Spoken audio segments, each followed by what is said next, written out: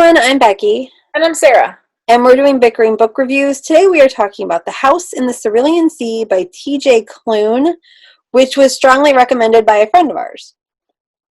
Shout out to Jean! True. A few of these kind of books coming up, so. Yeah. She's now forever immortalized in one of our videos. This is true. I tried to get her to do a video once, and she's like, no. Yeah. Like, I'm not doing that. So, which is okay. Not everybody likes guest to star, and she randomly talk about stuff on video. She has guest starred on our blog before, though. She did. She did write a blog post. So this book, which Jean recommended, is about Linus Baker. So I'm not 100%. I think it's supposed to be like an alternative world. And so Linus Baker works as kind of like a social worker for the department in charge of the care of magical youth. And so he goes to orphanages where they've put children who have magical powers. And he decides if they should stay open or not. And he kind of has a very small life. He even says that. He has a house he doesn't really like. He has a cat who's kind of mean to him. A neighbor that's insane. And so he gets called in by extremely upper management. And they want him to go out to this house in the Cerulean Sea and to investigate what's going on there.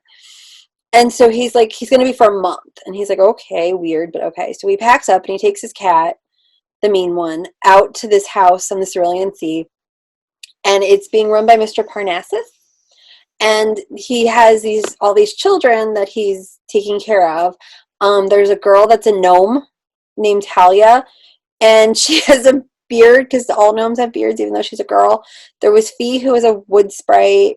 There was Chauncey, who is a gluttonous thing. They're not sure what he is. And there is, I'm trying to remember, there was a werewolf. What was the werewolf's name? But he wasn't a werewolf. He became a Pomeranian. And what was his? I can't remember. And then there was a wyvern. Say it. I can't say it. Wyvern. Yes. Wyvern. A wyvern named Theodore. And then there was a little boy named Lucy that was short for Lucifer because he was the Antichrist. Yeah. Yep. And so, like, they're all in this house, and as Linus is there with Arthur Parnassus and the children, he grows feelings for Arthur, romantic feelings, but he becomes fatherly to the children, and it's about that. I really enjoyed this book. I found it very charming. You know, reflecting on it, I find it funnier. Like, I wasn't actively laughing very much when I was listening to it, but, like, reflecting on it, it was hilarious. Like, it was really well done. The characters were really well developed. I think I just had a problem. I think I would have liked it better had it been read audiobook-wise by a full cast of characters. By a full cast. Because the guy who read it, he did a great job. He did a great job with Linus. I just think that the characters stood so much on their own that it was hard to deal with just one voice for all of the characters. I mean, he changed his voice, yes, but it still was the same voice. So I guess I just wish there was a full cast for this book. See, and I was okay with the book. With the reader. I thought he did a really good job. I literally was laughing aloud driving to and from work listening to this book. I loved the kids. I loved Chauncey because Chauncey had been told he was a monster. And so when he found out that he didn't have to be a monster under somebody's bed, he was going to help people. So he really wanted to be a bellboy. And movie somewhere. And in his mind, a bellboy was like a superhero. It should be a movie. It was so funny. And Lucy liked music written by people who had died, and so he called them dead people music. I think it was hard. I think it was hard for me for Lucy. I think that's what it was. I think I would have liked him more and thought he was funnier, but it was hard for me to take him. I didn't know how serious he was, and so his personality, I think it was hard to take. But he was real. I like they were all really strong characters, and it was really funny, and like definitely I highly recommend it. And I'm actually thinking like this would be a perfect book club book even.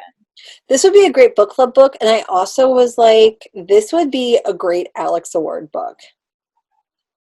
Because this is an adult book. I don't know if I said that, but this is an adult book, and it has such teen crossover.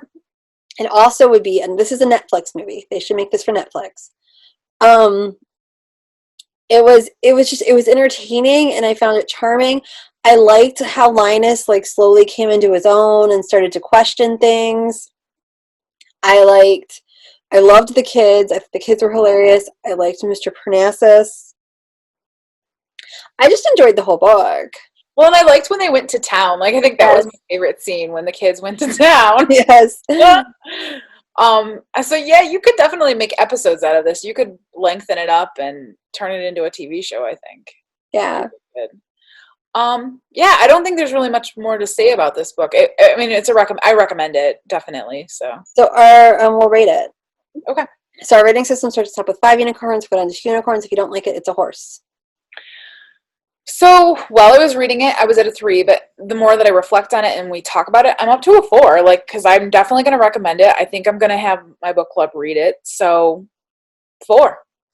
I'm a solid 4, if not a 5. Like 4.5. I enjoyed it. Like my commute has been hard lately, and I needed this. I enjoyed the characters. I enjoyed the story. I enjoyed everything. So yeah, it was good. All right. So yep. So we'll see you around. Bye. Bye.